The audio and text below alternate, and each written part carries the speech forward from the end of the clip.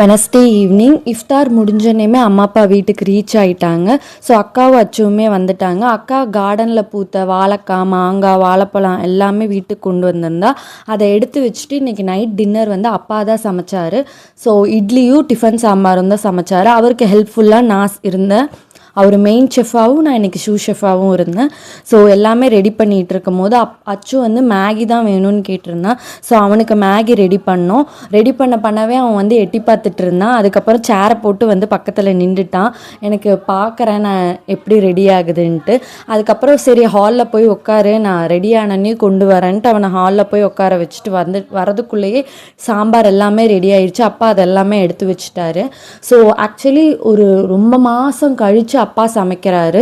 So எல்லாமே ரொம்பவே டேஸ்ட்டாக இருந்துச்சு. அந்த டிஃபன் சாம்பார், அதுக்கப்புறம் வந்து அண்ணாக்கு சகருக்கு தக்காளி கொஜ்ஜு எல்லாமே சமைச்சிருந்தாரு. எல்லாமே சூப்பர் டேஸ்ட்டாக இருந்துச்சு. ரொம்ப நாள் கழித்து நாங்கள் ஃபேமிலியாக உட்காந்து சாப்பிடும் போது வேறு லெவலாக இருந்துச்சு.